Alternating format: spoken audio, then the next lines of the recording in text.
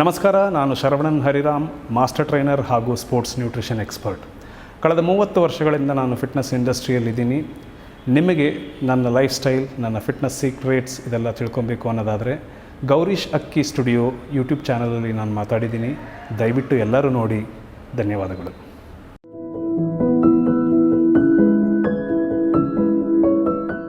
Sir, ನಿಮ್ಮ ಬಗ್ಗೆ ಏನಾದರೂ ಹೇಳ್ಬೋದಾ?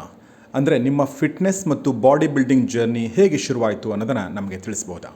ಓಕೆ, ನನ್ನ ಜರ್ನಿ ಬಗ್ಗೆ ಹೇಳಬೇಕಾದ್ರೆ ಭಾಳ ಚಿಕ್ಕ ವಯಸ್ಸಿಂದನೂ ಕೂಡ ನಾನು ತುಂಬಾ ಆ್ಯಕ್ಟಿವ್ ಆಗಿದ್ದೆ. ಅಂದರೆ ನಾವಿದ್ದಿದ್ದ ಸರೌಂಡಿಂಗಲ್ಲಿ ಸುಮಾರು ಜನ ಪಾರ್ಕು ಈ ಥರ ಎಲ್ಲ ಹೋಗಿ ಎಕ್ಸಸೈಸಸ್ ಮಾಡೋರು. ಹಾಗಿಂದನೂ ಅವ್ರ ಜೊತೆ ಹೋಗಿ ಅವ್ರು ಏನು ಮಾಡ್ತಾರೆ ಏನು ಅಂತ ನೋಡೋದ್ರಲ್ಲಿ ತುಂಬಾ ಆಸಕ್ತಿ ಇತ್ತು. ಮತ್ತು ಇನ್ನೊಂದು ವಿಚಾರ ಹೇಳ್ಬೇಕಂತ ಹೇಳಿದ್ರೆ, ಚಿಕ್ಕ ವಯಸ್ಸಲ್ಲಿ ಅಂದರೆ ಡ್ಯೂರಿಂಗ್ 1980s ಮತ್ತು 90s ಆ ಪೀರಿಯಡಲ್ಲಿ ನೋಡಿದ್ರೆ ನೀವು ಯಾವುದೇ ಒಂದು ಮಟನ್ ಶಾಪು ಇಲ್ಲೆಲ್ಲರೂ ಹೋದರೆ ಅಲ್ಲಿ ಎಲ್ಲ ದೊಡ್ಡ ದೊಡ್ಡ ಬಾಡಿ ಬಿಲ್ಡರ್ಸ್ದು ಪೋಸ್ಟರ್ಸು ಹಾಕಿರೋರು. ಆ ಥರ ನಾನು ಆ ಶಾಪ್ಗಳಿಗೆ ಹೋದಾಗೆಲ್ಲ, ಆ ಬಾಡಿ ಬಿಲ್ಡರ್ಸ್ ಫೋಟೋಸ್ ನೋಡಿದಾಗೆಲ್ಲ ನನಗೂ ಈ ಥರ ಒಂದು ಕಟ್ಮಸ್ತಾದ ಬಾಡಿ ಬಿಲ್ಡ್ ಮಾಡಬೇಕು ಅನ್ನೋದು ಆಸೆ ಬಂದಿತ್ತು. ಆದರೆ ಆರ್ಥಿಕ ಕಾರಣಗಳಿಂದ ನಾನು ಏನೂ ಮಾಡಲಿಕ್ಕಾಗಿಲ್ಲ. ಆಗಿನ ಸಂದರ್ಭಗಳಲ್ಲಿ ಕಾಲೇಜ್ ವಿದ್ಯಾಭ್ಯಾಸ ಎಲ್ಲ ಮುಗಿದ ಮೇಲೆ, ನಾನು ಕೆಲಸಕ್ಕೆ ಸೇರಿದ ಮೇಲೆ ಅಂದರೆ 1996ರ ನಂತರ ನಾನು ಸ್ವಲ್ಪ ಜಿಮ್ಗೆಲ್ಲ ಜಾಯ್ನ್ ಆಗಿ ಬಾಡಿ ಬಿಲ್ಡ್ ಮಾಡೋದಕ್ಕೆ ಶುರು ಮಾಡಿದೆ. ಜರ್ನಿ ಏನು ತುಂಬ ಈಸಿ ಇರಲಿಲ್ಲ, ಯಾಕಂದರೆ ನನ್ನ ಜೆನೆಟಿಕ್ಸ್ ಬಂದು ಬಾಡಿ ಬಿಲ್ಡಿಂಗಿಗೆ ಹೇಳಿ ಮಾಡಿಸಿರುವಂಥ ಜೆನೆಟಿಕ್ಸ್ ಅಲ್ಲ, ತುಂಬಾ ವೀಕ್ ಜೆನೆಟಿಕ್ಸ್ ಅಂತ ಹೇಳ್ಬೋದು. ಹಾಗಾಗಿ ತುಂಬಾ ಶ್ರಮ ಪಡಬೇಕಾಗಿತ್ತು, ಸಿಕ್ಕಾಪಟ್ಟೆ ಎಫರ್ಟ್ ಹಾಕಬೇಕಾಗಿತ್ತು.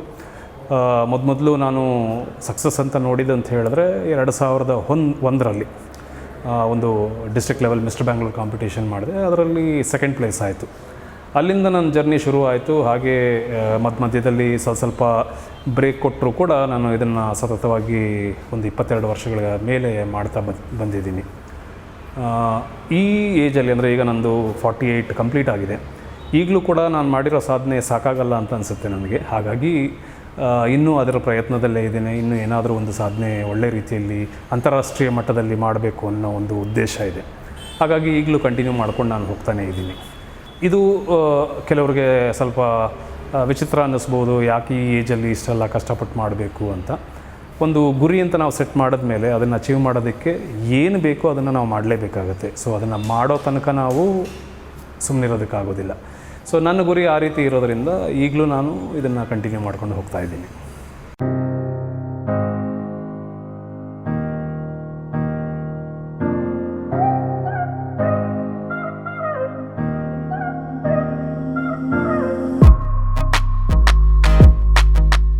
ಎಲ್ಲಕ್ಕಿಂತ ಮುಖ್ಯವಾದ ಪ್ರಶ್ನೆ, ನಿಮ್ಮ ಫಿಟ್ನೆಸ್ನ ಸೀಕ್ರೆಟ್ ಏನು ಸರ್? ಈ ವಯಸ್ಸಲ್ಲೂ ನಾನು ಈ ರೀತಿ ಇಷ್ಟು ಫಿಟ್ಟಾಗಿ ಹೆಲ್ತಿಯಾಗಿ ಹೇಗಿದ್ದೀನಿ ಅನ್ನೋದಾದರೆ ಕಾರಣ ತುಂಬಾ ಸಿಂಪಲ್ಲು. ನೀವು ಊಟ ಮಾಡಿ ಮಲಗಿ ಎದ್ದೋಳೋ ಥರ ಎಕ್ಸಸೈಸ್ ಅಂದರೆ ವ್ಯಾಯಾಮ ಕೂಡ ನಿಮ್ಮ ದಿನನಿತ್ಯದ ಒಂದು ಅಭ್ಯಾಸವಾಗಿ ಇರಬೇಕು, ನಿಮ್ಮ ಬದುಕಿನ ಒಂದು ಅಂಗವಾಗಿರಬೇಕು. ಇದು ನಂಬರ್ 1. ನಂಬರ್ 2 ಅಂತ ಹೇಳಿದ್ರೆ ಹೆಲ್ದಿ ಈಟಿಂಗ್ ಅಂತ ಹೇಳ್ತೀವಿ ನಾವು. ಆದಷ್ಟು ಮನೆಯಲ್ಲಿ ತಯಾರಿಸಿರೋವಂಥ ತಿಂಡಿ ತಿನಿಸುಗಳು ಪದಾರ್ಥಗಳನ್ನು ತಿನ್ನಬೇಕಾಗತ್ತೆ.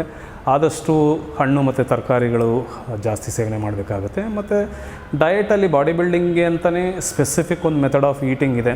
ಅದರಲ್ಲಿ ಹೈ ಪ್ರೋಟೀನ್ ಕನ್ಸಂಪ್ಷನ್ ಬೇಕಾಗತ್ತೆ. ಸೊ ಹಾಗಾಗಿ ಅದನ್ನು ಸತತವಾಗಿ ನಾವು ಎಲ್ಲ ಒಂದು ಮೀಲ್ಸಲ್ಲೂ ನಾವು ಇನ್ಕ್ಲೂಡ್ ಮಾಡಬೇಕಾಗತ್ತೆ.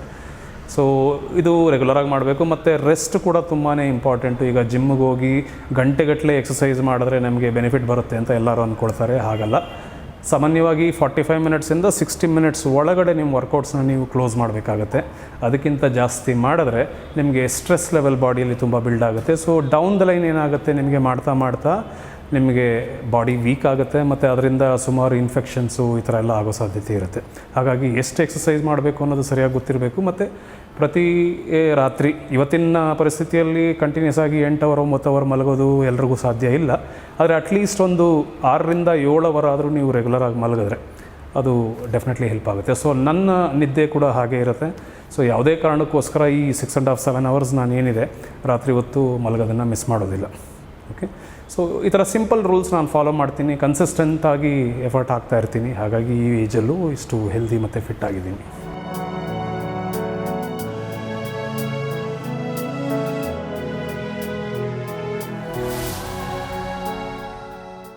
ತುಂಬ ಜನ ಫಿಟ್ನೆಸ್ ಅಂತಂದರೆ ಅದರ ನ್ಯೂಟ್ರಿಷನ್ ಇರಬೇಕು, ಪ್ರೋಟೀನ್ ಸಪ್ಲಿಮೆಂಟ್ಸ್ ಇರಲೇಬೇಕು ಅಂತ ಅನ್ಕೋತಾರೆ. ಇದು ಯಾಕೆ ಮುಖ್ಯ? ಇದ್ರ ಬಗ್ಗೆ ನಿಮ್ಮ ಅಭಿಪ್ರಾಯ ಏನು ಸರ್? ಬಾಡಿ ಬಿಲ್ಡಿಂಗ್ ಮಾತ್ರ ಅಲ್ಲ, ನ್ಯೂಟ್ರಿಷನ್ ಅನ್ನೋದು ಪ್ರತಿಯೊಬ್ಬರಿಗೂ ಅವರ ಲೈಫ್ ಸ್ಟೈಲಿಗೆ ತಕ್ಕಂತೆ, ಕೆಲಸ ಕಾರ್ಯ ಏನು ಮಾಡ್ತಾರೆ ಅದಕ್ಕೆ ತಕ್ಕಂತೆ ಸರಿಯಾಗಿದ್ದರೆ through out the day energy levels ಚೆನ್ನಾಗಿರುತ್ತೆ, ಮಾಡೋ ಕೆಲಸದಲ್ಲಿ ಶ್ರದ್ಧೆ ಇರುತ್ತೆ ಮತ್ತು ಫೋಕಸ್ ಇರುತ್ತೆ, ಮಾಡೋ ಕೆಲಸವನ್ನು ಉತ್ತಮವಾಗಿ ಮಾಡಬಹುದು. ಸೊ ನ್ಯೂಟ್ರಿಷನ್ ಅನ್ನೋದು ತುಂಬಾ ಇಂಪಾರ್ಟೆಂಟು. ನಾನು ಮೊದಲೇ ಹೇಳಿದಾಗೆ ನೀವು ಸಮವಾದ ಪ್ರಮಾಣಗಳಲ್ಲಿ, ಅಂದರೆ ನಿಮ್ಮ ಹೈಟು ಮತ್ತು ವೆಯ್ಟಿಗೆ ತಕ್ಕಂತೆ ಸಮವಾದ ಪ್ರಮಾಣಗಳಲ್ಲಿ ಪ್ರೋಟೀನು, ಕಾರ್ಬೋಹೈಡ್ರೇಟು, ಫ್ಯಾಟು ಮತ್ತು ಡೈಜೆಸ್ಟಬಲ್ ಫೈಬರ್ಸ್ ಅಂತ ಹೇಳ್ತೀವಿ, ಇದೆಲ್ಲ ಸರಿಯಾದ ರೀತಿಯಲ್ಲಿರುವಂಥ ಆಹಾರ ಪದ್ಧತಿಯನ್ನು ಮೇಂಟೈನ್ ಮಾಡಬೇಕಾಗತ್ತೆ.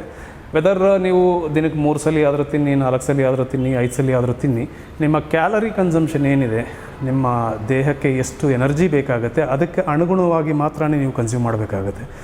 ಬಟ್ ಸಾಮಾನ್ಯವಾಗಿ ಎಲ್ಲರೂ ಏನು ಮಾಡ್ತಾರೆ ಅಂತ ಹೇಳಿದ್ರೆ, ಸಿಕ್ಕಿದ ಟೈಮಲ್ಲೆಲ್ಲ ಸಿಕ್ಕಿದ ಥರ ಫುಡ್ಸ್ ಎಲ್ಲ ಕನ್ಸ್ಯೂಮ್ ಮಾಡ್ತಾರೆ. ಹಾಗಾಗಿ ಅದು ಅನ್ಹೆಲ್ದಿ ಲೈಫ್ ಸ್ಟೈಲಿಗೆ ಲೀಡ್ ಆಗುತ್ತೆ, ಅದರಿಂದ ಸುಮಾರು ಕಾಯಿಲೆಗಳೆಲ್ಲ ಬರುತ್ತೆ.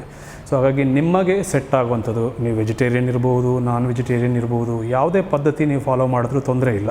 ಆದರೆ ನಿಮ್ಮ ದೇಹಕ್ಕೆ ಸೆಟ್ ಆಗುವಂಥದ್ದು, ನಿಮ್ಮ ಕ್ಯಾಲರಿ ರಿಕ್ವೈರ್ಮೆಂಟ್ಗೆ ಬೇಕಾಗುವಂಥದ್ದು ಸರಿಯಾದ ಪ್ರಮಾಣದಲ್ಲಿ ಸರಿಯಾದ ಸಮಯಗಳಲ್ಲಿ ನೀವು ಪ್ರತಿನಿತ್ಯ ಒಂದೇ ಥರ ತಿಂತಾ ಬರಬೇಕಾಗತ್ತೆ. ಸೊ ಇದು ನ್ಯೂಟ್ರಿಷನ್. ಮತ್ತು ಸಪ್ಲಿಮೆಂಟ್ಸ್ ಅಂತ ಮಾತಾಡೋದಾದರೆ, ಸಾಮಾನ್ಯವಾಗಿ ಜಿಮ್ಮಲ್ಲಿ ಎಕ್ಸಸೈಸ್ ಮಾಡೋರ್ಗೆ ಕೂಡ ಬರೀ ಹೆಲ್ತ್ ಆ್ಯಂಡ್ ಫಿಟ್ನೆಸ್ ಬೆನಿಫಿಟ್ಗೆ ಅಂತ ಬರೋರು ಕೂಡ ಯಾವುದೇ ರೀತಿಯ ಸಪ್ಲಿಮೆಂಟ್ಸ್ ಬೇಕಾಗೋಲ್ಲ. ಇದು ಸಪ್ಲಿಮೆಂಟ್ಸ್ ಬ್ರ್ಯಾಂಡ್ಸ್ ಅವರು ಅವರ ಬಿಸ್ನೆಸ್ಗೋಸ್ಕರ ಸುಮಾರು ಮಾರ್ಕೆಟಿಂಗ್ ಮಾಡ್ತಾರೆ, ಇದನ್ನು ತೊಗೊಳ್ಳಿ ಅದನ್ನು ತೊಗೊಳ್ಳಿ ಅಂತೆಲ್ಲ. ಆದರೆ 90% ನಾನು ಹೇಳ್ತೀನಿ, ಸಾಮಾನ್ಯವಾಗಿ ಹೆಲ್ತಿ ಆಗಿರಬೇಕು, ಫಿಟ್ ಆಗಿರಬೇಕು ಅನ್ನೋದಾದರೆ ಯಾವುದೇ ಅಡಿಷ್ನಲ್ ಸಪ್ಲಿಮೆಂಟ್ಸ್ ನಿಮಗೇನು ಬೇಕಾಗಲ್ಲ. ನೀವು ದಿನನಿತ್ಯ ತಿನ್ನುವಂಥ ಆಹಾರ ಪದ್ಧತಿಗಳಲ್ಲೇ ಸರಿಯಾದ ರೀತಿಯಲ್ಲಿ ನೀವು ತಿಂದರೆ ಅದೇ ಸಾಕಾಗುತ್ತೆ. ಆದರೆ ನಿಮ್ಮದೇನಾದ್ರೂ ಒಂದು ಸ್ಪೆಸಿಫಿಕ್ ಗೋಲ್ ಇದ್ದರೆ, ಈಗ ನಾನೊಬ್ಬ ಬಾಡಿ ಬಿಲ್ಡರು, ಸೊ ನನಗೆ ಪ್ರೋಟೀನ್ ರಿಕ್ವೈರ್ಮೆಂಟ್ ಏನಿದೆ ತುಂಬಾ ಜಾಸ್ತಿ ಇರುತ್ತೆ, ಇದನ್ನು ದಿನನಿತ್ಯದ ಆಹಾರದಲ್ಲಿ ನಾನು ಕನ್ಸ್ಯೂಮ್ ಮಾಡ್ತೀನಿ ಅನ್ನೋದು ಸ್ವಲ್ಪ ಕಷ್ಟದ ಕೆಲಸ, ಕನ್ವೀನಿಯೆಂಟಾಗಿ ಕೂಡ ನನಗಿರೋದಿಲ್ಲ. ಸೊ ಈಗ ನನ್ನ ಲೈಫ್ ಸ್ಟೈಲ್ಗೆ, ಬಾಡಿ ಬಿಲ್ಡಿಂಗ್ ಲೈಫ್ ಸ್ಟೈಲ್ಗೆ ದಿನಕ್ಕೆ 5ರಿಂದ 6 ಸಲ ನಾನು ತಿನ್ನಬೇಕಾಗತ್ತೆ. 5ರಿಂದ 6 ಸಲ ನಾನು ತಿನ್ನಬೇಕು ಅಂತ ಹೇಳಿದ್ರೆ ಮನೆಯಲ್ಲಿ ತಯಾರಿಸೋ ಪದಾರ್ಥಗಳೇ ಎಲ್ಲ ಟೈಮಲ್ಲೂ ನನ್ನ ಹತ್ರ ಇರುತ್ತೆ, ನನ್ನ ಕೈಯಲ್ಲಿರುತ್ತೆ ಅಂತ ಹೇಳಲಿಕ್ಕಾಗಲ್ಲ. ಈಗ ನಾನು ಜಿಮ್ಮಿಗೆ ಬಂದಿರ್ತೀನಿ, ಬೆಳಗ್ಗೆ 5:30ಗೆ ಬಂದಿರ್ತೀನಿ, ಮಧ್ಯಾಹ್ನ ತನಕ ಇಲ್ಲೇ ಇರಬೇಕಾಗತ್ತೆ. ಸೊ ಬೆಳಗ್ಗೆಯಿಂದ ಮಧ್ಯಾಹ್ನ ತನಕ ನಾನು ಎಲ್ಲವನ್ನು ಕ್ಯಾರಿ ಮಾಡಿಕೊಂಡು ತಿನ್ನೋದು ಅನ್ನೋದು ಕಷ್ಟ ಆಗುತ್ತೆ. ಹೌದು, ಸ್ವಲ್ಪ ಮಟ್ಟಿಗೆ ನಾನು ಕ್ಯಾರಿ ಮಾಡ್ತೀನಿ, ತಿಂತೀನಿ, but at the same time protein requirement ಇರೋದ್ರಿಂದ ನಾನು ಪ್ರೋಟೀನ್ ಸಪ್ಲಿಮೆಂಟ್ಸ್ ತೊಗೊಳ್ಳೇಬೇಕಾಗತ್ತೆ. ಹಾಗಾಗಿ ಅದು ಒಂದು ನೆಸೆಸಿಟಿ ನನಗೆ, ಬಾಡಿ ಬಿಲ್ಡ್ ಮಾಡಬೇಕು ಅಂತಿರೋರಿಗೆ ಅಥವಾ ಯಾವುದೇ ರೀತಿ ಒಂದು ಅಥ್ಲೆಟಿಕ್ ಇದರಲ್ಲಿ ಇರೋರಿಗೆ, ಸ್ಪೋರ್ಟ್ಸಲ್ಲಿರೋರಿಗೆ ಇದೊಂದು ಬೇಕಾಗಬಹುದು. ಮತ್ತು ಸ್ಪೋರ್ಟ್ಸು, ಬಾಡಿ ಬಿಲ್ಡಿಂಗ್ ಇರ್ಬೋದು ಅಥವಾ ಬೇರೆ ಯಾವುದೇ ಸ್ಪೋರ್ಟ್ಸ್ ಇರಬಹುದು, ಇದರಲ್ಲಿ ಸುಮಾರು ದೈಹಿಕವಾಗಿ ಸ್ಟ್ರೆಸ್ ಸಿಕ್ಕಾಬಟ್ಟೆ ಇರುತ್ತೆ. ಯಾಕಂದರೆ ನೀವು ಅಭ್ಯಾಸ ಸಿಕ್ಕಾಬಟ್ಟೆ ಮಾಡ್ತೀರಾ, ಇದರಿಂದ ಸ್ಟ್ರೆಸ್ ತುಂಬಾ ಬಿಲ್ಡ್ ಆಗುತ್ತೆ, ಡ್ಯಾಮೇಜಸ್ ಆಗುತ್ತೆ, ಸುಮಾರು ಮೈಕ್ರೋ ನ್ಯೂಟ್ರಿಷನ್ ಲೆವೆಲಲ್ಲಿ ಕಮ್ಮಿಗಳು ಬರುತ್ತೆ, ನಿಮಗೆ ಕಮ್ಮಿ ಆಗುತ್ತೆ. ಇದನ್ನೆಲ್ಲ ಫಿಲಪ್ ಮಾಡಬೇಕು ಅಂದರೆ ಕೆಲವೊಂದು ಸಪ್ಲಿಮೆಂಟ್ಸ್ನ ಆ್ಯಡ್ ಮಾಡಬೇಕಾಗತ್ತೆ. ಲೈಕ್ ಬೇಸಿಕ್ ವಿಟಮಿನ್ಸ್ ಇರ್ಬೋದು, ಮಿನರಲ್ಸ್ ಇರ್ಬೋದು, ಫಿಶ್ ಆಯಿಲ್ಸ್ ಇರಬಹುದು, ಸೊ ಒಮೆಗಾ ಫ್ಯಾಟ್ಸ್ ಇರಬಹುದು. ಸೊ ಈ ಥರ ಎಲ್ಲ ಕೆಲವೊಂದು ಸಪ್ಲಿಮೆಂಟಲ್ ಫಾರ್ಮಲ್ಲಿ ನಾವು ತೊಗೊಳ್ತೀವಿ. ಆದರೆ ಸಪ್ಲಿಮೆಂಟ್ ತೊಗೊಂಡು ದಿನನಿತ್ಯವಾಗಿ ನಾವೇನು ಊಟ ಮಾಡ್ತೀವಿ ಅದನ್ನು ಬಿಟ್ಟರೆ ನಮಗೆ ಬಾಡಿ ಬಿಲ್ಡ್ ಆಗುತ್ತೆ ಅಥವಾ ನಮ್ಮ ಸ್ಪೋರ್ಟ್ಸ್ ಪರ್ಫಾರ್ಮೆನ್ಸ್ ಇಂಪ್ರೂವ್ ಆಗುತ್ತೆ ಅನ್ನೋದೆಲ್ಲ ಸುಳ್ಳು. ಮೇಯ್ನ್ ಏನಂತ ಹೇಳಿದ್ರೆ, ನೀವು ಏನು ಆಹಾರ ಪದ್ಧತಿ ಇಟ್ಕೊಂಡಿದ್ದೀರಾ, ನಿಮ್ಮ ಮನೆಯಲ್ಲಿ ಮಾಡೋವಂಥ ಆಹಾರ ಪದ್ಧತಿಗಳೇನಿದೆ ಅದನ್ನು ಏನು ತಿಂತೀರಾ, 90% ನೀವು ಅದ್ರ ಮೇಲೆ ಡಿಪೆಂಡ್ ಆಗಬೇಕಾಗತ್ತೆ. ಎಲ್ಲಿ ನಿಮಗೆ ಅದು ಫುಲ್ಫಿಲ್ ಮಾಡಲಿಕ್ಕೆ ಆಗ್ತಾ ಇಲ್ಲ ಅಂತ ಅನಿಸುತ್ತೆ, ಅಲ್ಲಿಗೆ ನೀವು ಒಂದು 10% ಸಪ್ಲಿಮೆಂಟ್ಸ್ ಆ್ಯಡ್ ಮಾಡಬಹುದು ಅಷ್ಟೇ. ಸೊ ಪ್ರೋಟೀನ್ ಸಪ್ಲಿಮೆಂಟ್ ತೆಗೆದುಕೊಂಡ್ರೆ ದೇಹದ ಮೇಲೆ ಅದರ ಅಡ್ಡ ಪರಿಣಾಮಗಳಾಗ್ತವೆ ಅನ್ನೋ ಮಾತು ಕೂಡ ಕೇಳಿಬರುತ್ತೆ, ಇದು ನಿಜನಾ? ಸಾಮಾನ್ಯವಾಗಿ ವೇ ಪ್ರೋಟೀನ್ ತೊಗೊಂಡ್ರೆ ಅಥವಾ ಪ್ರೋಟೀನ್ ಸಪ್ಲಿಮೆಂಟ್ಸ್ ತೊಗೊಂಡ್ರೆ ಸೈಡ್ ಎಫೆಕ್ಟ್ಸ್ ಆಗುತ್ತೆ ಅಂತ ಸುಮಾರು ಜನ ವಾದ ಮಾಡ್ತಾ ಇದ್ದಾರೆ. ಆದರೆ ಮೊದಲು ಈ ವೇ ಪ್ರೋಟೀನ್ ಅಂದರೆ ಏನು, ಈ ಪ್ರೋಟೀನ್ ಸಪ್ಲಿಮೆಂಟ್ಸ್ ಯಾವ ಥರ ಮಾಡ್ತಾರೆ ಅನ್ನೋದು ನಿಮಗೆ ಗೊತ್ತಾದರೆ ಯಾವುದೇ ರೀತಿ ಕನ್ಫ್ಯೂಷನ್ಸ್ ನಿಮಗಿರೋದಿಲ್ಲ. ವೇ ಪ್ರೋಟೀನ್ ಅನ್ನೋದು ಹಾಲಿದೆಯಲ್ಲ, ಹಾಲಿಂದನೇ ತೆಗೆಯುವಂಥದ್ದು. ಹಾಲನ್ನು ಚೀಸ್ ಮಾಡೋದಕ್ಕೆ ಯೂಸ್ ಮಾಡಿದಾಗ ಆ ಪ್ರಾಸೆಸ್ಸಲ್ಲಿ ಮಿಕ್ಕುವಂಥ ಪ್ರೋಟೀನ್ ಏನಿದೆ, ಲಿಕ್ವಿಡ್ ಏನಿದೆ, ಇದನ್ನು ಡ್ರೈ ಮಾಡಿ ಪೌಡರ್ ಮಾಡಿ ನಿಮಗೆ ಪ್ಯಾಕೇಜಿಂಗಲ್ಲಿ ಕೊಡ್ತಾರೆ. ಕೆಲವರು ಕೇಳ್ಬೋದು, ಹಾಗಿದ್ದರೆ ನಾನು ಡೈರೆಕ್ಟಾಗಿ ಹಾಲೇ ಕುಡಿದ್ಬಿಟ್ಟು ವೇ ಪ್ರೋಟೀನ್ ತೊಗೊಬೋದಲ್ಲ ಅಂತ. ಖಂಡಿತ ತೊಗೊಬಹುದು, ಆದರೆ ಪ್ರಮಾಣ ಎಷ್ಟು ಹಾಲು ಕುಡಿಬೇಕಾಗುತ್ತೆ ಅನ್ನೋದು ನೀವು ಯೋಚನೆ ಮಾಡಬೇಕು. 1 ಗ್ಲಾಸ್ ಹಾಲಲ್ಲಿ, ಅಂದರೆ ಒಂದು 250 ml ಹಾಲಲ್ಲಿ ಅಪ್ರಾಕ್ಸಿಮೇಟ್ಲಿ 8 ಗ್ರಾಮಷ್ಟು ಪ್ರೋಟೀನ್ ಬರುತ್ತೆ. ಅದರಲ್ಲಿ ವೇ ಪ್ರೋಟೀನ್ ಅನ್ನೋದು ಬರೀ ಒಂದು 2ರಿಂದ 3 ಗ್ರಾಮ್ ಇರುತ್ತೆ, ಇನ್ನು ಮಿಕ್ಕಿದ್ದು ಕೇಸಿನ್ ಪ್ರೋಟೀನ್ ಅಂತ ಹೇಳ್ತೀವಿ.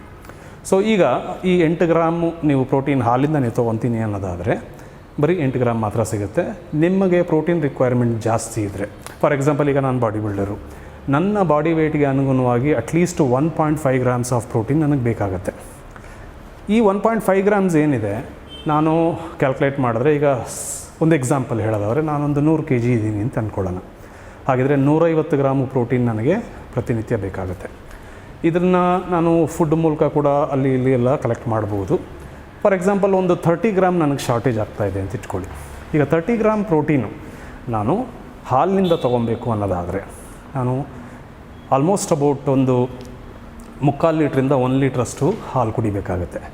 ಬಟ್ ಹಾಲಲ್ಲಿ ಸುಮಾರು ಫ್ಯಾಟ್ ಇದೆ ಮತ್ತು ಕಾರ್ಬೋಹೈಡ್ರೇಟ್ ಇದೆ. ಇದರಿಂದ ನನ್ನ ಕ್ಯಾಲರಿ ಕಂಟೆಂಟ್ ಏನಿದೆ ಸಿಕ್ಕಾಪಟ್ಟೆ ಜಾಸ್ತಿ ಆಗುತ್ತೆ. ಸೊ ನನಗೆ ಬೆಟರ್ ಆಪ್ಷನ್ ಯಾವುದು? Whey protein powder. ಸೊ ಇದರಲ್ಲಿ ನಿಮಗೆ ಕಾರ್ಬೋಹೈಡ್ರೇಟ್ ಇರೋದಿಲ್ಲ ಮತ್ತು ಫ್ಯಾಟ್ ಇರೋದಿಲ್ಲ, ಮತ್ತು ಒಂದು ಸರ್ವಿಂಗ್ಗೆ 25 ಗ್ರಾಮಷ್ಟು ಪ್ರೋಟೀನ್ ಸಿಕ್ಬಿಡುತ್ತೆ ನನಗೆ. ಸೊ ಇದು ನನಗೆ ಕನ್ವೀನಿಯೆಂಟು. ಸೊ ಇದು ಹಾಲಿನಿಂದ ಮಾಡೋವಂಥ ಪೌಡರ್ ಫಾರ್ಮ್ ಪ್ರೋಟೀನ್ ಅಷ್ಟೇ ಹೊರತು ಬೇರೆ ಇನ್ಯಾವುದೋ ಕೆಮಿಕಲ್ಲಿಂದ ಕ್ರಿಯೇಟ್ ಮಾಡಿ ನಿಮಗೇನು ಕೊಡೋದಿಲ್ಲ ಇದನ್ನು. ಓಕೆ, ಹಾಗೆ ಒಂದು ವೇಳೆ ವೇ ಪ್ರೋಟೀನು ಸೈಡ್ ಎಫೆಕ್ಟ್ಸ್ ಇರೋದಾದರೆ ಇವತ್ತಿನ ದಿನ ಚಿಕ್ಕ ಮಕ್ಕಳಿಗೆ ಕೊಡುವಂಥ ಹಾರ್ಲಿಕ್ಸು, ಬೋನ್ವಿಟಾ ಇದರಲ್ಲೆಲ್ಲ ಕೂಡ ವೇ ಪ್ರೋಟೀನ್ಸ್ ಆ್ಯಡ್ ಮಾಡ್ತಾ ಇದ್ದಾರೆ. ಸೊ ಇದನ್ನು ಗೌರ್ಮೆಂಟು ಅಥವಾ ಡಾಕ್ಟರ್ಸ್ ಅಲೌ ಮಾಡ್ತಾರಾ? ಯೋಚನೆ ಮಾಡಿ ನೀವು. ಸೊ ವೇ ಪ್ರೋಟೀನ್ ಅನ್ನೋದು ನೈಸರ್ಗಿಕವಾಗಿ ಇರೋವಂಥ ಒಂದು ಪ್ರಾಡಕ್ಟೇ, ಅದನ್ನು ನಿಮಗೆ ಪೌಡರ್ ಮಾಡಿ ಕೊಡ್ತಾ ಇದ್ದಾರೆ, ಅಷ್ಟೇ ವ್ಯತ್ಯಾಸ ಇದರಲ್ಲಿ. ಹಾಂ, ನಿಮ್ಮ ಅಗತ್ಯಕ್ಕಿಂತ ಸಿಕ್ಕಾಬಟ್ಟೆ ಜಾಸ್ತಿ ಪ್ರೋಟೀನ್ ಕನ್ಸಂಪ್ಷನ್ ನೀವು ಅದು ತಿಂಗಳಾನ್ಗಟ್ಟಲೆ ವರ್ಷಾನ್ಗಟ್ಟಲೆ ಮಾಡಿದ್ರೆ ನಿಮ್ಮ ಕಿಡ್ನಿ ಮೇಲೆ ಸ್ಟ್ರೆಸ್ ಜಾಸ್ತಿ ಆಗ್ಬೋದು, ಅದರಿಂದ ಸ್ವಲ್ಪ ತೊಂದರೆಗಳಾಗ್ಬೋದು. ಹಾಗಾಗಿ ಸರಿಯಾದ ಮಾಹಿತಿ ಅಥವಾ ಸರಿಯಾದ ಗೈಡೆನ್ಸ್ ಇಲ್ಲದೆ ಯಾರೂ ಇದನ್ನು ತಗೊಳ್ಳೋ ಅವಶ್ಯಕತೆ ಇಲ್ಲ. ಅದಷ್ಟೇ ನೀವು ನೋಡಬೇಕಾಗಿರೋದು. ಹಾಗಾಗಿ ಸೈಡ್ ಎಫೆಕ್ಟ್ಸ್ ಅಂತೆಲ್ಲ ತುಂಬ ತಲೆ ಕೆಡಿಸ್ಕೊಳ್ಬೇಡಿ, ಆ ಥರ ಏನೂ ಇಲ್ಲ. ಸುಮಾರು ರಿಸರ್ಚ್ಗಳಿದೆ ಇದನ್ನು ಪ್ರೂವ್ ಮಾಡೋದಕ್ಕೆ. ಸೊ ಅದನ್ನೆಲ್ಲ ನಾನು ಎಕ್ಸ್ಪ್ಲೈನ್ ಮಾಡ್ತಾ ಹೋದರೆ ನಿಮಗೆ ತುಂಬ ಸೈಂಟಿಫಿಕ್ ಆಗಿಬಿಡುತ್ತೆ. ಸೊ ಅಷ್ಟೇ. ಕಡಿಮೆ ಸಮಯದಲ್ಲಿ ತೂಕ ಇಳಿಸಬೇಕು ಮತ್ತು 6 ಪ್ಯಾಕ್ ಮಾಡಬೇಕು ಅಂತ ಜಿಮ್ಗೆ ಬರೋರಿಗೆ ನಿಮ್ಮ ಕಿವಿ ಮಾತೇನು ಸರ್? ಸಾಮಾನ್ಯವಾಗಿ ಜಿಮ್ಗೆ ಮೆಜಾರಿಟಿ ಅಂತ ಹೇಳಿದ್ರೆ ಬಂದು, ಸರ್ ನಾನು 3 ತಿಂಗಳಲ್ಲಿ ವೆಯ್ಟ್ ಲಾಸ್ ಆಗಿಬಿಡಬೇಕು, ನೆಕ್ಸ್ಟ್ ಮಂತ್ ನನ್ನ ಮದುವೆ ಇದೆ, ವೆಯ್ಟ್ ಲಾಸ್ ಆಗಿಬಿಡಬೇಕು, 10 kg ಕಮ್ಮಿ ಆಗಿಬಿಡಬೇಕು, ಈ ಥರ ಕೇಳ್ಕೊಂಡು ಬರೋರೇ ಜಾಸ್ತಿ. ಟೆಕ್ನಿಕಲಾಗಿ ನಾನು ಸಿಕ್ಕಾಬಟ್ಟೆ ಮಾತಾಡ್ಬೋದು ಇದ್ರ ಬಗ್ಗೆ, ಆದರೆ ಅದು ನಿಮಗೆ ತುಂಬ ಬೋರಿಂಗ್ ಅನ್ನಿಸ್ಬೋದು. ಸಿಂಪಲಾಗಿ ಹೇಳೋದಾದರೆ ಒಂದೇ ಒಂದು ವಿಚಾರನ ನೀವು ಯೋಚನೆ ಮಾಡಿ. ನೀವು ಈಗ ವೆಯ್ಟ್ ಗೇನ್ ಆಗಿದ್ದೀರಾ, ಈ ವೆಯ್ಟ್ ಗೇನು ಎಷ್ಟು ದಿನಗಳಲ್ಲಾಯಿತು ಅಥವಾ ಎಷ್ಟು ತಿಂಗಳಲ್ಲಿ ಆಯಿತು ಅಂತ ನೀವು ಯೋಚನೆ ಮಾಡಬೇಕು. ಸೇ ಫಾರ್ ಎಕ್ಸಾಂಪಲ್, ಈಗ ನೀವು ಒಂದು 2 ವರ್ಷದ ಕೆಳಗಡೆ ಒಂದು 60 kg ಇದ್ರಿ ಅಂತ ಇಟ್ಕೊಳ್ಳಿ. ಈಗ 2 ವರ್ಷದಲ್ಲಿ ಒಂದು 20 kg ಜಾಸ್ತಿ ಮಾಡಿಕೊಂಡು 80 kgಗೆ ಬಂದಿದ್ದೀರಾ. ಈ 20 kgನ ನೀವು ಗೇನ್ ಮಾಡೋದಕ್ಕೆ 2 ವರ್ಷ ಆಯಿತು ಅಲ್ವಾ?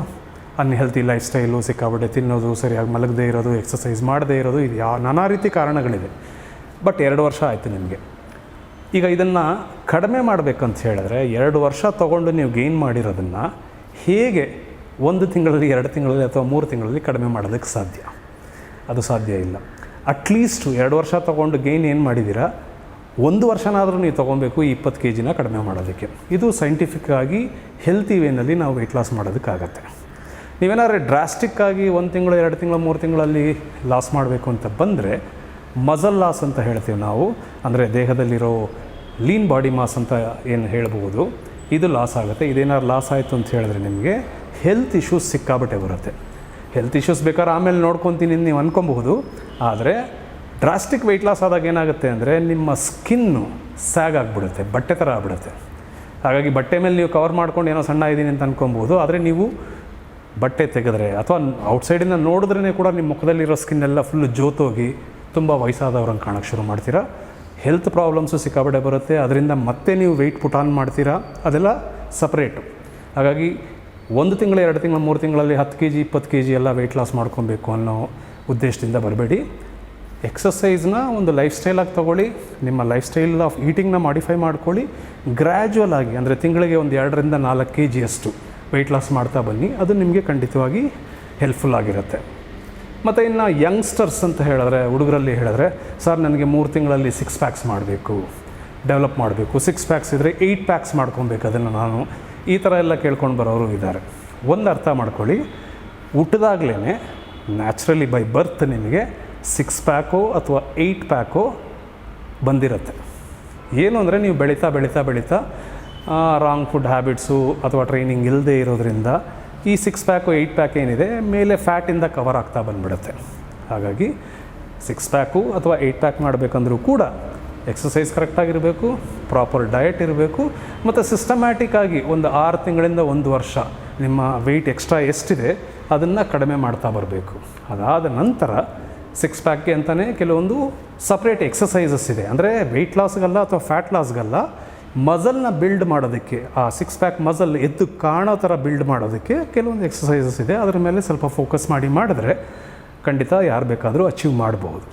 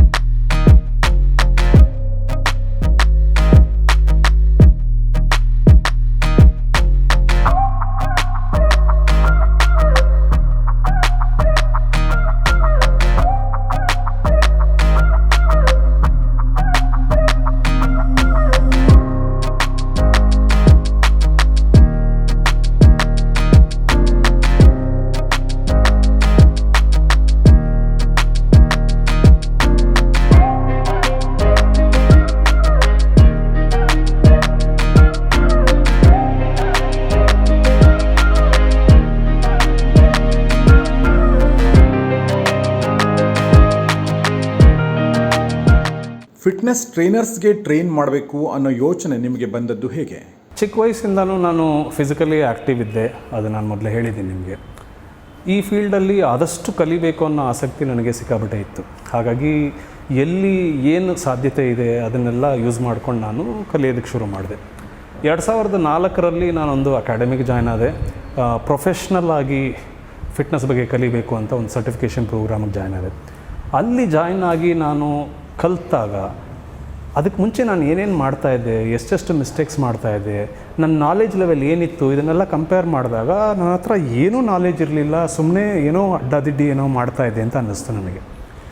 ಆ ಕೋರ್ಸು ನನಗೆ ಒಂಥರ ಕಣ್ಣು ತೆರೀತು ಅಂತಲೇ ಹೇಳ್ಬೋದು. ಅದರಲ್ಲಿ ನಾನೇನು ನಾಲೆಜ್ ಕಲ್ತ್ಕೊಂಡೆ, ಇದನ್ನು ಸ್ಪ್ರೆಡ್ ಮಾಡಬೇಕು. ಯಾಕಂದರೆ ಸುಮಾರು ಜನಕ್ಕೆ ಈ ಥರ ಒಂದು ಕೋರ್ಸ್ ಇದೆ ಅನ್ನೋದೇ ಗೊತ್ತಿಲ್ಲ. ನಾಲೆಜ್ ಅಂತೂ ತುಂಬಾ ಕಡಿಮೆ ಇದೆ. ಹೇಗೋ ಮನಸ್ಸು ಬಂದಂಗೆ ಮಾಡ್ಕೊಂಡು ಹೋಗ್ತಾ ಇದ್ದಾರೆ. ಸೊ ಈಗ ನಾನೇನು ನಾಲೆಜ್ ಕಲ್ತ್ಕೊಂಡೆ ಅದರಲ್ಲಿ ನಾನೊಬ್ಬ ಮಾತ್ರ ಉದ್ಧಾರ ಆಗ್ಬಿಟ್ರೆ ಸಾಲದು. ಈ ಇಂಡಸ್ಟ್ರಿ ಅಂದರೆ ಫಿಟ್ನೆಸ್ ಇಂಡಸ್ಟ್ರಿನ ಬೆಳೆಸಬೇಕು ಅನ್ನೋದಾದರೆ ಎಲ್ರಿಗೂ ನಾಲೆಜ್ ಶೇರ್ ಮಾಡಬೇಕು ಅನ್ನೋದು ನನ್ನ ಮೈಂಡಲ್ಲಿ ಬಂದಿದ್ದ ಒಂದು ಥಾಟು. ಹಾಗಾಗಿ 2005 ಸುಮಾರಿಗೆ ನಾನು ಒಂದು ಫಿಟ್ನೆಸ್ ಅಕಾಡೆಮಿನ ಓಪನ್ ಮಾಡಬೇಕು ಅಂತ ಯೋಚನೆ ಮಾಡಿದೆ. ಸೊ ಇದೇ ಥರ ಮೈಂಡ್ ಸೆಟ್ ಇರೋವಂಥ ನನ್ನ ಫ್ರೆಂಡು ಹರೀಶ್ ಅಂತ, ಅವ್ರ ಜೊತೆ ಕೂತ್ಕೊಂಡು ಒಂದಿನ ಮಾತಾಡಿದಾಗ ಅವ್ರಿಗೂ ಇದೇ ಥರ ಒಂದು ಮೈಂಡ್ ಸೆಟ್ ಇತ್ತು. ಈ ಥರ ನಮ್ಮ ನಾಲೆಜನ್ನು ನಾವು ಬೇರೆಯವ್ರಿಗೂ ಕಲಿಸ್ಬೇಕು, ಬೇರೆಯವ್ರಿಗೂ ಹಂಚಬೇಕು ಅನ್ನೋದು ಅವ್ರ ಹತ್ರನೂ ಒಂದು ಇದಿತ್ತು. ಸೊ ನಾವಿಬ್ಬರು ಏನು ಡಿಸೈಡ್ ಮಾಡಿದ್ವಿ ಅಂತ ಹೇಳಿದ್ರೆ, ಒಂದು ಫಾರ್ಮಲ್ ಆಗಿ ಒಂದು ಅಕಾಡೆಮಿ ಓಪನ್ ಮಾಡಬೇಕು. ಅಲ್ಲಿ ಯಾರ್ಯಾರು ಫಿಟ್ನೆಸ್ ಟ್ರೈನರ್ಸು ಕಲಿಬೇಕು ಅಂತ ಬರ್ತಾರೆ ಅವ್ರಿಗೆ ಎಜುಕೇಟ್ ಮಾಡಬೇಕು. ಬರೀ ಫಿಟ್ನೆಸ್ ಟ್ರೈನರ್ಸ್ ಮಾತ್ರ ಅಂತಲ್ಲ, ಎಂಥೂಸಿಯಾಸ್, ಈವನ್ ಸಾಮಾನ್ಯವಾಗಿ ಎಕ್ಸಸೈಸ್ ಮಾಡ್ತಾ ಇರೋರು ಕೂಡ ಸ್ವಲ್ಪ ನಾನು ಇನ್ನೂ ಚೆನ್ನಾಗಿ ಕಲಿಬೇಕು, ಕಲಿತು ಒಳ್ಳೆ ಸೈಂಟಿಫಿಕ್ ಆಗಿ ಮಾಡಬೇಕು ಅಂತ ಯಾರ್ಯಾರಿಗೆ ಮನಸ್ಸಿತ್ತು ಇವರೆಲ್ಲರೂ ಕೂಡ ಇದರಿಂದ ಬೆನಿಫಿಟ್ ಪಡಿಬಹುದು ಅಂತ ನಮಗೆ ಯೋಚನೆ ಬಂತು. ಸೊ 2005 ಟೈಮಲ್ಲಿ ನಾವು ಕರ್ನಾಟಕ ಫಿಟ್ನೆಸ್ ಅಕಾಡೆಮಿ ಅಂತ ಓಪನ್ ಮಾಡಿದ್ವಿ. ಅಲ್ಲಿಂದ ಸತತವಾಗಿ ನಾವು 17 ವರ್ಷಗಳ ಆಯ್ತು. ಈಗವರೆಗೂ ವರ್ಷಕ್ಕೆ 3ರಿಂದ 4 ಬ್ಯಾಚಸ್ ಕಂಡಕ್ಟ್ ಮಾಡ್ತೀವಿ. ಇದರಲ್ಲಿ ನಾವು ಫಿಟ್ನೆಸ್ ಬೇಸಿಕ್ಸ್ ಬಗ್ಗೆ ಕಂಪ್ಲೀಟಾಗಿ ಥಿಯರಿ ವೈಸ್ ಹೇಳ್ಕೊಡ್ತೀವಿ, ಮತ್ತು ಪ್ರಾಕ್ಟಿಕಲಾಗಿ ಯಾವ ಎಕ್ಸಸೈಸ್ ಯಾವ ರೀತಿ ಮಾಡಬೇಕು, ಯಾವ ವಯಸ್ಸಿನವ್ರಿಗೆ ಯಾವ್ಯಾವ ಥರ ಇಂಟೆನ್ಸಿಟಿನಲ್ಲಿ ವರ್ಕೌಟ್ಸ್ ಕೊಡಬೇಕು, ಏನೇನು ಪ್ರೀ ಚೆಕ್ಸ್ ಮಾಡಿಸ್ಬೇಕು. ಲೈಕ್ ವಯಸ್ಸಾದವ್ರಿಗೆ ಹೆಲ್ತ್ ಇಶ್ಯೂಸ್ ಇರ್ಬೋದು, ಹಾರ್ಟ್ ರಿಲೇಟೆಡ್ ಇಶ್ಯೂಸ್ ಇರ್ಬೋದು, ನೀ ಇಶ್ಯೂಸ್ ಇರ್ಬೋದು, ಬ್ಯಾಕ್ ಇಶ್ಯೂಸ್ ಇರ್ಬೋದು, ಇದನ್ನೆಲ್ಲ ಐಡೆಂಟಿಫೈ ಮಾಡೋದು ಹೇಗೆ, ಮತ್ತು ಇದಕ್ಕೆ ತಕ್ಕಂತೆ ವರ್ಕೌಟ್ ಪ್ಲ್ಯಾನ್ಸ್ ಯಾವ ರೀತಿ ಕ್ರಿಯೇಟ್ ಮಾಡಬೇಕು, ಸೇಫಾಗಿ ಎಫೆಕ್ಟಿವ್ ಆಗಿ ಅವ್ರಿಗೆ ಯಾವ ರೀತಿ ಟ್ರೈನ್ ಮಾಡಬೇಕು. ಸೊ ಇದನ್ನೆಲ್ಲನೂ ನಮ್ಮ ಕೋರ್ಸಲ್ಲಿ ನಾವು ಹೇಳ್ಕೊಡ್ತಾ ಬಂದಿದ್ದೀವಿ. ನಮ್ಮಲ್ಲಿ ಮೋರ್ ದೆನ್ 3000-3000ಗಿಂತ ಮೇಲೆ ಇವತ್ತಿನ ದಿನ ಸರ್ಟಿಫೈಡ್ ಟ್ರೈನರ್ಸ್ ಇದ್ದಾರೆ. ಬೆಂಗಳೂರಲ್ಲಿ ಸಾಮಾನ್ಯವಾಗಿ ಯಾವುದೇ ಒಂದು ಜಿಮ್ಗೆ ಹೋದರೆ ಅಲ್ಲಿ ಸರ್ಟಿಫೈಡ್ ಟ್ರೈನರ್ಸ್ ಇದ್ದಾರೆ ಅನ್ನೋ ಮಾತುಗಳೇನಾದ್ರು ಬಂದರೆ 80% ಆಫ್ ದ ಟೈಮ್ ನಮ್ಮ ಕರ್ನಾಟಕ ಫಿಟ್ನೆಸ್ ಅಕಾಡೆಮಿ ಟ್ರೈನರೇ ಆಗಿರ್ತಾರೆ ಅವರು. ಒಂದು ತುಂಬ ಸೂಕ್ಷ್ಮ ಪ್ರಶ್ನೆ. ಪುನೀತ್ ರಾಜ್ಕುಮಾರ್ ಅವರು ತುಂಬ ಫಿಟ್ ಆಗಿದ್ದರು, ಆದರೂ ಕೂಡ ಅವರಿಗೆ ಹೀಗಾಯಿತು. ಇದ್ರ ಬಗ್ಗೆ ನಿಮ್ಮ ಅನಿಸಿಕೆ ಏನು? ಮೊದಲನೇದಾಗಿ ಹೇಳಬೇಕು ಅಂತ ಹೇಳಿದ್ರೆ, ಪುನೀತ್ ರಾಜ್ಕುಮಾರ್ ಅವರು ಈ ಚಿಕ್ಕ ವಯಸ್ಸಲ್ಲಿ ನಮ್ಮನ್ನು ಬಿಟ್ಟು ಅಗಲಿದ್ದು ತುಂಬಾ ದುಃಖಕರವಾದ ಸಂಗತಿ. ಈ ವಯಸ್ಸಲ್ಲಿ ಈ ರೀತಿ ಆಗಬಾರ್ದಾಗಿತ್ತು. ಅದರಲ್ಲೂ ಅಂಥ ಒಳ್ಳೆ ಮನುಷ್ಯ ಇಷ್ಟು ಬೇಗ ತೀರೋಗಿದ್ದು ತುಂಬಾ ದುಃಖ ಆಯಿತು. ಆದರೆ ಒಂದೇನು ಅಂತ ಹೇಳಿದ್ರೆ, ಫಿಟ್ನೆಸ್ ಇಂಡಸ್ಟ್ರಿಯಲ್ಲಿ ನಾನು ಇಷ್ಟು ವರ್ಷಗಳ ಕಾಲ ಇದ್ದೀನಿ, ಇಷ್ಟು ವರ್ಷಗಳ ಕಾಲ ಸುಮಾರು ಟ್ರೈನರ್ಸ್ಗಳನ್ನು ಟ್ರೈನ್ ಮಾಡಿದ್ದೀನಿ, ಸುಮಾರು ಸಾವಿರಾರು ಗಟ್ಟಲೆ ಮೆಂಬರ್ಸನ್ನು ಎಲ್ಲ ಏಜ್ ಗ್ರೂಪಲ್ಲಿ ಟ್ರೈನ್ ಮಾಡಿದ್ದೀನಿ. ಆ ಒಂದು ನಾಲೆಜು ಮತ್ತು ಅನುಭವದ ಬೇಸಿಸಲ್ಲಿ ಹೇಳಬೇಕಾದ್ರೆ ಇದು ಆಗಿದ್ದು ಒಂದು ಆಕಸ್ಮಿಕ ಅಂತ ಹೇಳ್ಬೋದು, ಅಥವಾ ತುಂಬ ಅಪರೂಪದ ಒಂದು ಸಂಗತಿ ಅಂತ ಹೇಳ್ಬೋದು. ಆ್ಯಕ್ಚುಲಿ ಒಂದು ರಿಸರ್ಚೇ ಇದೆ. ಇದರ ಪ್ರಕಾರ 10,000 ಜನಗಳು ಯಾರು ಎಕ್ಸಸೈಸಸ್ ಮಾಡ್ತಾ ಇರ್ತಾರೆ, ಅವರಲ್ಲಿ ಅಪರೂಪವಾಗಿ ಯಾರೋ ಒಬ್ಬರು ಅಥವಾ ಇಬ್ಬರಿಗೆ ಈ ರೀತಿ ಹಾರ್ಟ್ ಅಟ್ಯಾಕು, ಕಾರ್ಡಿಯಾಕ್ ಅರೆಸ್ಟು ಅಥವಾ ಹಾರ್ಟ್ ರಿಲೇಟೆಡ್ ಡಿಸೀಸಸ್ ಡೆವಲಪ್ ಆಗೋ ಸಾಧ್ಯತೆಗಳು ಇರುತ್ತೆ. ಆದರೆ ಈ 1-2 ಜನ ಏನಿದ್ದಾರೆ ಅವರಲ್ಲಿ ಕೂಡ ಏನಕ್ಕೆ ಈ ರೀತಿ ಆಗುತ್ತೆ ಅನ್ನೋದಾದರೆ, ಅದಕ್ಕೆ ಪ್ರೀ ಕಂಡೀಷನ್ಸ್ ಇರುತ್ತೆ. ಪ್ರೀ ಕಂಡೀಷನ್ಸ್ ಅಂತ ಹೇಳಿದ್ರೆ, ಒಂದು, ಅವರು ಜೆನೆಟಿಕಲಿ ಡಿಸ್ಪೋಸಬಲ್ ಆಗಿರ್ತಾರೆ. ಅಂದರೆ ಅವರ ತಂದೆ ಅಥವಾ ತಾಯಿ ಕಡೆಯಿಂದ ಜೆನೆಟಿಕಲಿ ಹಾರ್ಟ್ ಅಟ್ಯಾಕ್ ಆಗುವಂಥ ಜೀನ್ ಪಾಸಾನ್ ಆಗಿರುತ್ತೆ. ಸೊ ಫ್ಯಾಮಿಲಿ ಹಿಸ್ಟ್ರಿ ಅಂತ ಹೇಳ್ತೀವಿ ನಾವು. ಇದೊಂದು ಮೇಜರ್ ಕಾಂಟ್ರಿಬ್ಯೂಟರ್ ಆಗಿರುತ್ತೆ. ಅದಲ್ಲದೆ ಒಬೀಸ್ ಆಗಿರ್ಬೋದು ಆ ಪರ್ಸನ್ನು, ಅಥವಾ ಡಯಾಬಿಟೀಸ್ ಇರ್ಬೋದು, ಬ್ಲಡ್ ಪ್ರೆಷರ್ ಇರ್ಬೋದು, ಅಥವಾ ಸ್ಟ್ರೆಸ್ಫುಲ್ ಲೈಫ್ ಸ್ಟೈಲ್ ಇರಬಹುದು. ಇವೆಲ್ಲ ಇತ್ತು ಅಂತ ಹೇಳಿದ್ರೆ, ಈ ಪ್ರೀ ಕಂಡೀಷನ್ಸ್ ಇದ್ದಾಗ 10,000 ಜನಗಳಲ್ಲಿ ಯಾರೋ ಒಬ್ರಿಗೆ ಅಥವಾ ಇಬ್ಬರಿಗೆ ಈ ರೀತಿ ಅಪರೂಪವಾಗಿ ಆಗೋ ಸಾಧ್ಯತೆ ಇರುತ್ತೆ. ಹಾಗಂದ ಮಾತ್ರಕ್ಕೆ ಎಕ್ಸಸೈಸ್ ಮಾಡೋದ್ರಿಂದ ಹಾರ್ಟ್ ಅಟ್ಯಾಕ್ ಬರುತ್ತೆ, ಎಕ್ಸಸೈಸ್ ಯಾರು ಮಾಡಬಾರ್ದು ಅನ್ನೋ ವಾದಗಳೆಲ್ಲ ಸುಳ್ಳು. ಯಾಕಂದರೆ ಕಾಸ್ಟ್ ವರ್ಸಸ್ ಬೆನಿಫಿಟ್ ರೇಷಿಯೋ ಅಂತ ನಾವು ಮಾತಾಡ್ತೀವಿ. ಅಂದರೆ ಯಾವುದೇ ಒಂದು ಆ್ಯಕ್ಟಿವಿಟಿ ಮಾಡೋದಕ್ಕೆ ಏನು ಖರ್ಚಾಗತ್ತೆ, ದುಡ್ಡಿರಬಹುದು, ಶ್ರಮ ಇರಬಹುದು, ಏನೇ ಇರಬಹುದು, ಅದಕ್ಕೆ ಹೋಲಿಸಿದ್ರೆ ಯಾವ ರೀತಿ ಬೆನಿಫಿಟ್ ಎಷ್ಟರ ಮಟ್ಟಿಗೆ ಸಿಗುತ್ತೆ. ಸೊ ಈ ರೀತಿ ಕಾಸ್ಟ್ ವರ್ಸಸ್ ಬೆನಿಫಿಟ್ ಅಂತ ನೋಡಿದ್ರೆ ಎಕ್ಸಸೈಸಲ್ಲಿ 99% ಆಫ್ ದ ಟೈಮ್ ನಾನು ಹೇಳ್ತೀನಿ ಬೆನಿಫಿಟೇ ಜಾಸ್ತಿ. ಓಕೆ, ಸೊ ನೆಗೆಟಿವ್ ಎಫೆಕ್ಟ್ ಆಗೋದಕ್ಕಿಂತ ಪಾಸಿಟಿವ್ ಎಫೆಕ್ಟ್ ಆಗುವಂಥದ್ದೇ ಸಿಕ್ಕಾಪಟ್ಟೆ ಜಾಸ್ತಿ ಇದೆ. ಹಾಗಾಗಿ ಜನಗಳು ಯಾರೂ ಹೆದರೋ ಅವಶ್ಯಕತೆ ಇಲ್ಲ. ಹೌದು, ನಿಮಗೆ ಪ್ರೀ ಕಂಡೀಷನ್ಸ್ ಇರಬಹುದು, ಅದ್ರ ಬಗ್ಗೆ ನಿಮಗೆ ಗೊತ್ತಿಲ್ಲದೆ ಇರಬಹುದು. ಸೊ ಜಿಮ್ಮಿಗೆ ಹೋದಾಗ ಅಲ್ಲಿ ಯಾರು ಇರ್ತಾರೆ ಟ್ರೈನರು, ಅವ್ರ ಹತ್ರ ಕೂತ್ಕೊಂಡು ನೀವು ಮಾತಾಡಬೇಕಾಗತ್ತೆ. ನಿಮ್ಮ ಲೈಫ್ ಸ್ಟೈಲ್ ಏನು, ನಿಮಗೇನಾದರೂ ಮೆಡಿಕಲ್ ಕಂಡೀಷನ್ಸ್ ಇದೆಯಾ, ಇದ್ರ ಬಗ್ಗೆ ಎಲ್ಲ ಡಿಸ್ಕಸ್ ಮಾಡಬೇಕಾಗತ್ತೆ. ಹಾಗೇನಾದ್ರು ಇತ್ತು ಅಂತ ಹೇಳಿದ್ರೆ, ಒಬ್ಬ ಸರ್ಟಿಫೈಡ್ ಟ್ರೈನರ್ ಆಗಿದ್ದರೆ ಅಥವಾ ಈವನ್ ಒಳ್ಳೆ ಎಕ್ಸ್ಪೀರಿಯನ್ಸ್ಡ್ ಟ್ರೈನರ್ ಆಗಿದ್ದರೆ ಅವ್ರೇನು ಮಾಡ್ತಾರೆ ಅಂತ ಹೇಳಿದ್ರೆ, ಮೊದಲು ನೀವು ಡಾಕ್ಟ್ರ್ ಹತ್ರ ಹೋಗಿ ಒಂದು ಕ್ಲಿಯರೆನ್ಸ್ ಲೆಟ್ರ್ ತೊಗೊಂಬನ್ನಿ, ಸರ್ಟನ್ ಚೆಕ್ಸ್ ಮಾಡಿಬಿಟ್ಟು ಕ್ಲಿಯರೆನ್ಸ್ ಲೆಟರ್ಸ್ ತೊಗೊಂಬನ್ನಿ ಅಂತ ಹೇಳ್ತಾರೆ. ಸೊ ಅದನ್ನು ತಂದು ಕೊಟ್ಟರೆ ಸಾಕು. ಅದಕ್ಕೆ ತಕ್ಕಂತೆ ಪ್ರೋಗ್ರಾಮಿಂಗು, ಎಕ್ಸಸೈಸ್ ಎಲ್ಲ ಮಾಡಿದ್ರೆ ಎಕ್ಸಸೈಸ್ ಅನ್ನೋದು ಕಂಪ್ಲೀಟ್ಲಿ ಸೇಫ್. ಸೊ ಯಾರೂ ಹೆದರುವಂಥದ್ದಿಲ್ಲ. ಆದರೆ unfortunately for various reasons Puneeth Rajkumar ಅವರು ತೀರೋದ ಮೇಲೆ ಮೀಡಿಯಾ ಹೌಸಸಲ್ಲಿ, ನ್ಯೂಸ್ ಚಾನಲ್ಸಲ್ಲೆಲ್ಲ ಜಿಮ್ಮಿಗೆ ಹೋಗಿದ್ರಿಂದಾನೇ, ಜಿಮ್ ವರ್ಕೌಟ್ಸ್ ಮಾಡಿದ್ರಿಂದಾನೇ ಸತ್ತೋದ್ರು ಅನ್ನೋ ಥರ ಒಂದು ಬಿಂಬ ಕ್ರಿಯೇಟ್ ಮಾಡಿದ್ರು. ನೀವು ಒಂದು ಯೋಚನೆ ಮಾಡಿ, ಇದೇ ಕಾಲಘಟ್ಟದಲ್ಲಿ ಸಾಧಾರಣವಾಗಿ ರೋಡಲ್ಲಿ ವಾಕಿಂಗ್ ಹೋದವರು ಕೂಡ ಸತ್ತೋದ್ರು, ಯೋಗ ಕ್ಲಾಸಲ್ಲಿ ಯೋಗ ಮಾಡ್ತಾ ಇದ್ದವರು ಕೂಡ ಸತ್ತೋದ್ರು. ಇವರೆಲ್ಲ ಯಾಕೆ ಸತ್ತರು ಅಲ್ವಾ? ಸೊ ಸಾವು ಅನ್ನೋದು ಯಾರಿಗೆ ಯಾವಾಗ ಬೇಕಾದರೂ ಬರ್ಬೋದು. ನಾನು ಮೊದಲೇ ಹೇಳ್ದಂಗೆ ಪ್ರೀ ಕಂಡೀಷನ್ಸ್ ಏನಾರು ಇತ್ತು ಅಂತ ಹೇಳಿದ್ರೆ ಏನು ಬೇಕಾದರೂ ಆಗ್ಬೋದು. ಬಟ್ ಅಂಥ ಸಂದರ್ಭಗಳು ಬಂದು ತುಂಬಾ ಕಡಿಮೆ, ತುಂಬ ರೇರಾಗಿ ನಡೆಯುವಂಥ ಘಟನೆಗಳು. ಸೊ ಜನಗಳು ಯಾರೂ ಹೆದರ್ಕೊಳ್ಳೋ ಅವಶ್ಯಕತೆ ಇಲ್ಲ.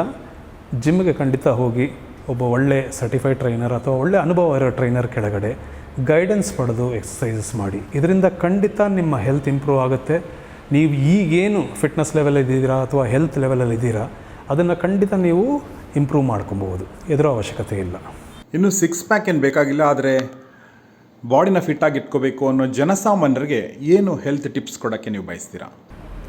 ಜನರಲ್ ಹೆಲ್ತ್ ಟಿಪ್ಸ್ ಅಂತ ಹೇಳಿದ್ರೆ ವರ್ಕೌಟು, ಡಯಟು ಮತ್ತು ರೆಸ್ಟ್ ಸಂಬಂಧಪಟ್ಟ ಹಾಗೆ ನಾನು ಹೇಳಬೇಕಾಗುತ್ತೆ. ನಿಮಗೆ ಜಿಮ್ಗೆ ಹೋಗೋಕ್ಕಾಗಲಿಲ್ಲ ಅಂದರೂ ಪರವಾಗಿಲ್ಲ, ಪ್ರತಿದಿನ ಒಂದು ಅರ್ಧ ಗಂಟೆ ಆದರೂ ಯಾವುದಾದ್ರೂ ಒಂದು ಫಿಸಿಕಲ್ ಆ್ಯಕ್ಟಿವಿಟಿ ಮಾಡಿ.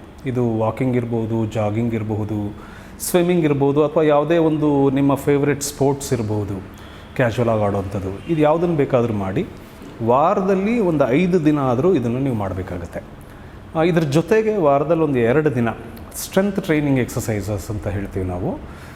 ನಿಮಗೆ ಜಿಮ್ಮಲ್ಲಾದರೆ ಹೋಗಿ ಮಾಡಬಹುದು, ಅಥವಾ ನಿಮ್ಮ ಮನೆಯಲ್ಲೇ ಅಥವಾ ಹೊರಗಡೆ ಎಲ್ಲರೂ ಮಾಡೋದಿದ್ದರೆ ಈ ಪುಷಪ್ಸು, ಸ್ಕ್ವಾಟ್ಸು, ಬ್ಯಾಕ್ ಡಿಪ್ಸು, ಈ ಥರ ಬಾಡಿ ವೆಯ್ಟ್ ಯೂಸ್ ಮಾಡಿ ಕೂಡ ನೀವು ಸ್ಟ್ರೆಂತ್ ಟ್ರೈನಿಂಗ್ ಮಾಡ್ಬೋದು. ಇದನ್ನು ವಾರಕ್ಕೆ ಒಂದು 2 ದಿನ ಮಾಡಿ. ಓಕೆನಾ? ಇದು ಎಕ್ಸಸೈಸ್ಗೆ ಒಂದು ಬಿಗಿನರ್ ಲೆವೆಲ್ಗೆ ನಾರ್ಮಲಾಗಿ ನೀವು ಹೆಲ್ತಿಯಾಗಿರಬೇಕು, ಫಿಟ್ ಆಗಿರಬೇಕು ಅಂದರೆ ಇಷ್ಟು ಮಾಡ್ಬೋದು.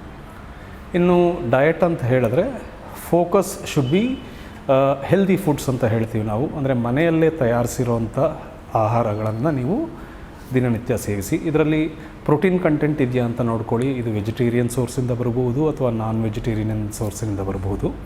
ಇದು ಮುಖ್ಯವಾಗುತ್ತೆ. ಇದ್ರ ಜೊತೆಗೆ ನ್ಯಾಚುರಲ್ ಕಾರ್ಬೋಹೈಡ್ರೇಟ್ಸ್ ಅಂತ ಹೇಳ್ತೀವಿ. ಬ್ರೌನ್ ರೈಸ್ ಇರ್ಬೋದು, ಸ್ವೀಟ್ ಪೊಟ್ಯಾಟೊ ಇರಬಹುದು, ಅಥವಾ ನಾರ್ಮಲ್ ಪೊಟ್ಯಾಟೊ ಇರಬಹುದು. ಈ ಥರ ಯಾವ್ದು ಬೇಕಾದರೂ, ಚಪಾತಿನೋ ರಾಗಿನೋ ಏನಾದರೂ ಪರವಾಗಿಲ್ಲ. ಸೊ ನ್ಯಾಚುರಲ್ ಸೋರ್ಸಿಂದ ಬರುವಂಥ ಕಾರ್ಬೋಹೈಡ್ರೇಟ್ ಕನ್ಸ್ಯೂಮ್ ಮಾಡಬೇಕಾಗತ್ತೆ. ಫೈಬರ್ ಕಂಟೆಂಟ್ ಸ್ವಲ್ಪ ಜಾಸ್ತಿ ಇರಬೇಕಾಗತ್ತೆ. ಸೊ ಹಾಗಾಗಿ ನ್ಯಾಚುರಲ್ಲಾಗಿ ಪ್ರೊಡ್ಯೂಸ್ ಆಗಿರೋವಂಥದ್ದು, ನ್ಯಾಚುರಲ್ಲಾಗಿ ಕುಕ್ ಆಗಿರೋವಂಥ ಪದಾರ್ಥಗಳನ್ನು ನೀವು ಯೂಸ್ ಮಾಡ್ಬೋದು. ಸ್ವಲ್ಪ ಮಟ್ಟಿಗೆ ಹೆಲ್ದಿ ಫ್ಯಾಟ್ಸು ಅವಶ್ಯಕ ನಿಮಗೆ. ಸೊ ಇದು ನಿಮ್ಮ ಕುಕ್ಕಿಂಗ್ ಆಯಿಲಿಂದ ಸ್ವಲ್ಪ ಬರಬಹುದು, ಅಥವಾ ಸ್ಪೆಸಿಫಿಕ್ಕಾಗಿ ಆಲಿವ್ ಆಯಿಲ್ ಇರ್ಬೋದು, ಕೋಕೋನಟ್ ಆಯಿಲ್ ಇರಬಹುದು.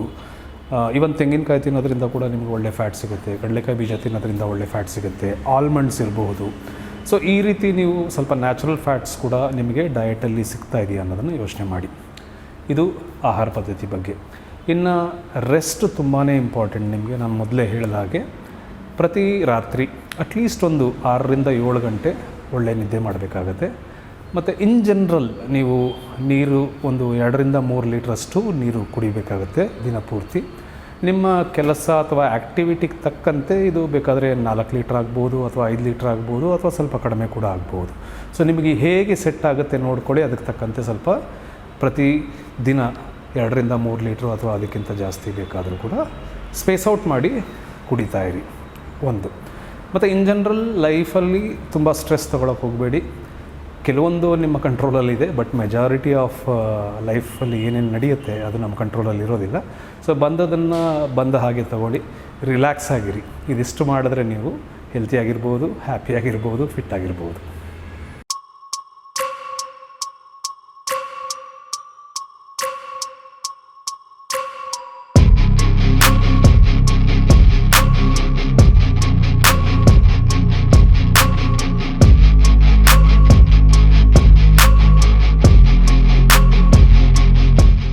ನಮಸ್ಕಾರ, ನಾನು ಶರವಣನ್ ಹರಿರಾಮ್, ಮಾಸ್ಟರ್ ಟ್ರೈನರ್ ಹಾಗೂ ಸ್ಪೋರ್ಟ್ಸ್ ನ್ಯೂಟ್ರಿಷನ್ ಎಕ್ಸ್ಪರ್ಟ್. ಕಳೆದ 30 ವರ್ಷಗಳಿಂದ ನಾನು ಫಿಟ್ನೆಸ್ ಇಂಡಸ್ಟ್ರಿಯಲ್ಲಿದ್ದೀನಿ. ನಿಮಗೆ ನನ್ನ ಲೈಫ್ ಸ್ಟೈಲ್, ನನ್ನ ಫಿಟ್ನೆಸ್ ಸೀಕ್ರೆಟ್ಸ್ ಇದೆಲ್ಲ ತಿಳ್ಕೊಬೇಕು ಅನ್ನೋದಾದರೆ ಗೌರೀಶ್ ಅಕ್ಕಿ ಸ್ಟುಡಿಯೋ ಯೂಟ್ಯೂಬ್ ಚಾನಲಲ್ಲಿ ನಾನು ಮಾತಾಡಿದ್ದೀನಿ. ದಯವಿಟ್ಟು ಎಲ್ಲರೂ ನೋಡಿ. ಧನ್ಯವಾದಗಳು.